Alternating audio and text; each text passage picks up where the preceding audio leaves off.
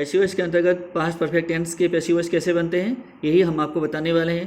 तो सबसे पहले एक्टिव वॉइस के ऑब्जेक्ट को हम सब्जेक्ट रूप में रखेंगे, उसके बाद हैड बीन लगाएंगे और वर्ब का थर्ड फॉर्म यूज़ करेंगे इसमें, और उसके बाद में बाय आकर एजेंट रख देंगे। एजेंट का मतलब है एक्टिव वॉइस के सब्जेक्ट को ऑब्जेक्टिव केस के रूप में हम यहाँ रखते हैं, ध्यान रखिएगा। इसके बाद एग्जाम्पल के लिए पहला वाक्य है, I had asked him a question, मैंने उसे एक प्रश्न पूछा था। तो ये है क्या, ये इनडायरेक्ट ऑब्जेक्ट है और ये डायरेक्ट ऑब्जेक्ट है, आप समझे नहीं शायद। तो इस प्रकार से है ये लिविंग थिंग है, ये नॉन लिविंग थिंग है, ये सजीव है और ये निर्जीव है, ऐसे आप समझ लीजिएगा।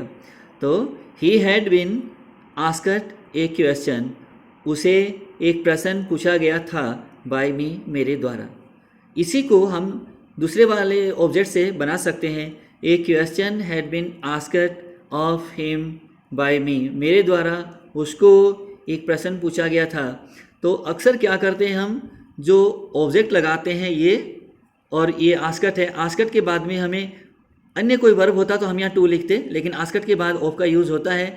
ऑफ अन्य में कहीं यूज़ नहीं होगा बल्कि टू का ही यूज़ होता है लगभग, और या फिर फोर का यूज़ करते हैं, हम बताते रहेंगे आगे भी। तो यहाँ आस्कट के लिए फ़िलहाल ऑफ का ही यूज़ करना है, और ऑफ आप देख रहे हैं, लिखिएगा।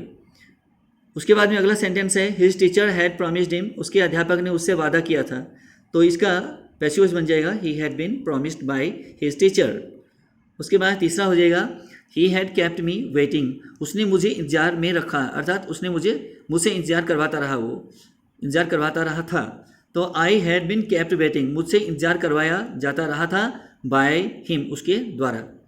चौथा सेंटेंस है, वी हैड स्कोर्ड 20 रन्स, हमने 20 रन प्राप्त किए थे।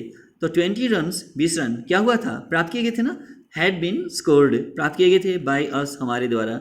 वी का ऑब्जेक्ट अस होता है, सीधा हम अस नहीं लिखेंगे, बाय लिख करके ही अस लिखना होगा, ध्यान रखिए। हर बार ऑब्जेक्ट लिखते समय बाय का यूज़ पहले करें, उसके बाद ऑब्जेक्ट रखें।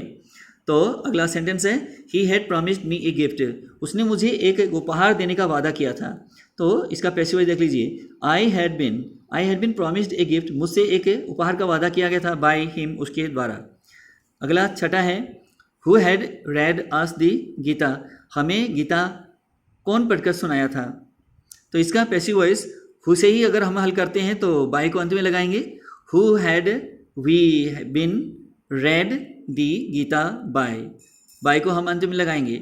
इस तरह से इसका पैसिव वॉइस बनाएंगे, who had we been read the Gita by, हमें किसके द्वारा, हु बाय का मतलब है किसके द्वारा गीता हमको सुनाया गया था, ये हुआ इसका। अगर आप हु से नहीं बनाना चाहते हैं तो बाय हुम से भी आप बना सकते हो, by whom had we been read the Gita. तो अब बाय हुम से जब हम पैसिव वॉइस बनाते हैं तो बाय अंत में नहीं लगेगा, बाय पहले ही लग चुका है, आप ये ध्यान रखें। क्योंकि हु से बनाओगे तो बाय अंत में लगेगा, हुम से करोगे तो बाय शुरू में लग जाएगा, आखिर में नहीं लगता।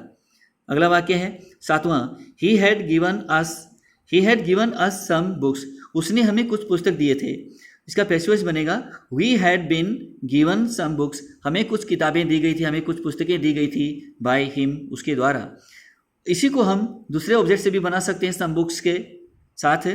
सम बुक्स हैड बीन गिवन, कुछ किताबें दी गई थी, टू अस, हमको, बाय हिम, उसके द्वारा, उसके द्वारा हमें यानी हमको कुछ किताबें दी गई थी। तो अब गिवन के बाद में अस लिखा है, तो लेकिन अब गिवन के बाद में दोनों के बीच में टू का प्रयोग हुआ है, यहाँ ऑफ का प्रयोग नहीं हुआ है, आस्कट के कारण ऑफ का होता है, बाकी हम बताते रहेंगे, यहाँ टू का हुआ है प्रयोग, ध्यान रखिएगा। ये तभी होता है जब दूसरे वाले ऑब्जेक्ट से पैसिव वॉइस बनाते हैं। अगले वाक्य आठवां है, दी टू मैन, दोनों व्यक्तियों ने, the two man had signed the treaty, दोनों व्यक्तियों ने संधि पर हस्ताक्षर किए थे, ये हुआ। ट्रीटी में क्या होता है, संधि।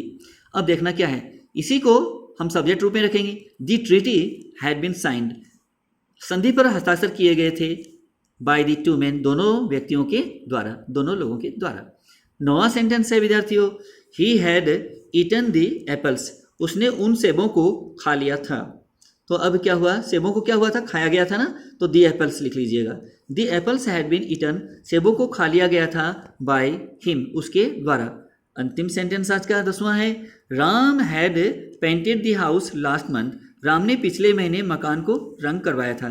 तो देखते हैं, the house had been painted, घर को क्या हुआ था, रंग किया गया था ना, तो the house had been painted by Ram last month, पिछले महीने राम के द्वारा घर को यानी मकान को रंग किया गया था, करवाया गया था।